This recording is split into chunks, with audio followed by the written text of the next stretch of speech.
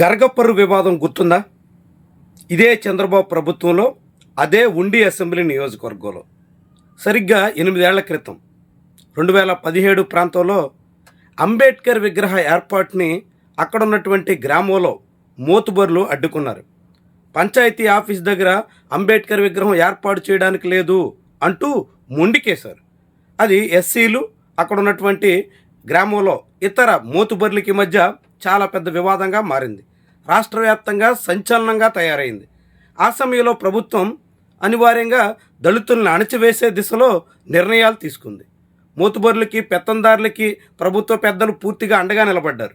దానికి ప్రతిఫలంగా ఆ తర్వాత ఎలక్షన్లో తెలుగుదేశం పార్టీ పరిహారం చెల్లించుకోవాల్సిన పరిస్థితి వచ్చింది.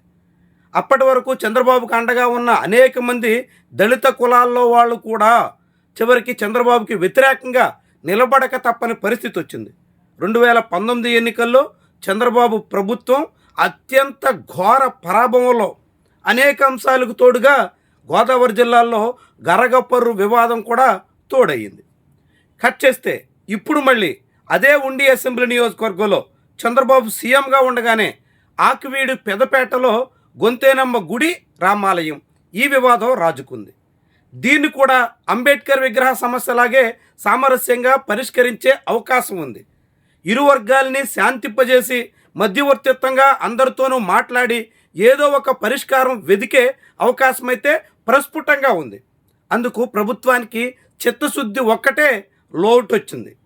ప్రభుత్వం చిత్తశుద్ధి లేకపోవడం, అక్కడున్నటువంటి ఎమ్మెల్యే దాన్ని తనకు రాజకీయ ప్రయోజనాలు తగ్గట్టుగా మలుచుకునే ప్రయత్నం చేయడం, మత ఉద్రిక్తతలు రాజేయడం ద్వారా తన బ్యాంకు లూటీ భాగోతం బయట పడకుండా చేసుకోవడం, ఒక సెక్షన్లోనైనా తాను ఛాంపియన్గా నిలవచ్చు అని భావించడం, ఇలా అనేక అంశాలు కలగలిసాయి. మొత్తంగా ఆకివీడులో గొంతేనమ్మ గుడి ధ్వంసమయ్యింది. రామాలయ నిర్మాణానికి శంకుస్థాపన కార్యక్రమం కూడా పూర్తయింది.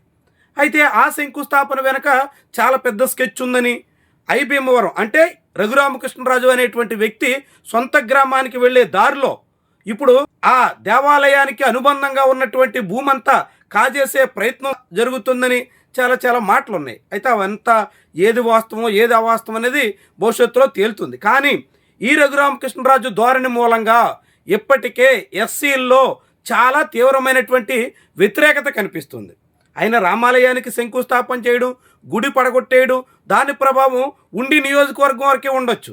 కానీ దానికోసం అంటూ రఘురామకృష్ణరాజు చేస్తున్నటువంటి ఓవర్ యాక్షన్, ఆయన మాటలు, ఆయన ధోరణి, ఆయన అహంకారపూరితమైనటువంటి చర్యలు అన్నీ ఒక సెక్షన్ని తీవ్రంగా కలచివేయడానికి కారణంగా మారుతున్నాయి. ఇప్పుడు వాళ్ళంతా అనివార్యంగా కూటమి ప్రభుత్వానికి వ్యతిరేకంగా మారడం దాదాపు ఖాయమని గరగపర్రు అనుభవం మనకి చెప్తుంది. గరగపర్రులో కూడా అప్పట్లో అధికారం విర్రవీగింది. ఏముంది, దళితులను అణిచివేయచ్చు అని భావించింది. దళితుల ఉద్యమాన్ని గొంతు నొక్కే ప్రయత్నం చేసింది. ఇలా రకరకాల ప్రభావాలు ఆనాడు జరిగాయి. మళ్ళీ కథ రిపీట్ అయ్యింది. చంద్రబాబు పాలనలోనే మరోసారి దళితుల్ని, ముఖ్యంగా ఆ పెదపేట వాసులందరినీ అణిచివేసి వాళ్ళు తమ ఇళ్లకు వెళ్ళడానికి కూడా ఆధార్ కార్డు చూపించి వెళ్లాల్సినంత పెద్ద స్థాయిలో నిర్బంధం ప్రయోగించి ప్రభుత్వం దగ్గరుండి ఆకివీడు ఆలయ నిర్మాణ పనులకి శంకుస్థాపన చేయించింది. దీని ఫలితం కూడా అనివార్యంగా ఉంటుంది. ఖచ్చితంగా ప్రభుత్వం పరిహారం చెల్లించక తప్పని పరిస్థితి రాబోతుంది. ఇలాంటి నష్టం జరుగుతుందని ఇప్పటికే చంద్రబాబు కూడా గ్రహించినట్టు కనిపిస్తోంది. అందుకే మందకృష్ణ మాదిగ లాంటి వాళ్ళని పురమాయించినట్టుగా అనేక మంది అనుమానిస్తున్నారు.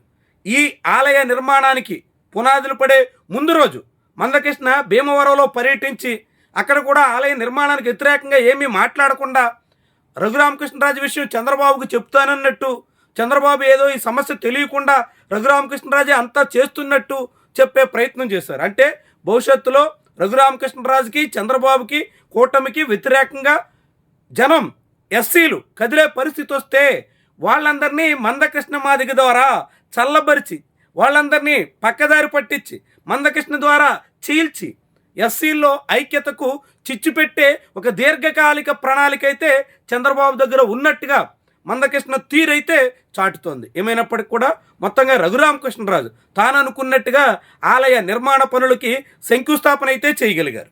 రేపు ఆలయ నిర్మాణ పనులు కూడా అధికారం ఉంది కాబట్టి చేయగలుగుతారు. కానీ భవిష్యత్తులో ఆ ఆలయానికి ఎలాంటి ప్రాధాన్యత దక్కుతుంది అన్నది కీలకమైనటువంటి విషయం. భవిష్యత్తులో ఎస్సీల పేటకు వెళ్ళి అక్కడ రామమందిరం రామాలయ నిర్వహణ చేసేదెవరు అన్నదానికి సమాధానం చెప్పాల్సి ఉంటుంది. ఇవన్నీ భవిష్యత్తు నిర్ణయించేటువంటి అంశాలు. అయితే మొత్తంగా ఈ వివాదాన్ని సామరస్యంగా శాంతిపూర్వకంగా పరిష్కరించే వీలున్నప్పటికి కూడా అలాంటి అవకాశం ఇవ్వకుండా వివాదం రాజేయడం ద్వారా విద్వేషం పెంచాలనే ప్రయత్నం ద్వారా చాలా హంగామా చేసినట్టు కనిపించింది. మొత్తంగా ఈ ఆలయ నిర్మాణ ప్రభావం, ఎస్సీల్లో పెరిగినటువంటి వ్యతిరేకత చంద్రబాబు సర్కారుకి భవిష్యత్తులో తీవ్రమైనటువంటి స్థాయిలో నష్టం చేయబోవడం అన్నది అనివార్యమైనటువంటి అంశం. అందరూ అంగీకరించాల్సినటువంటి విషయం.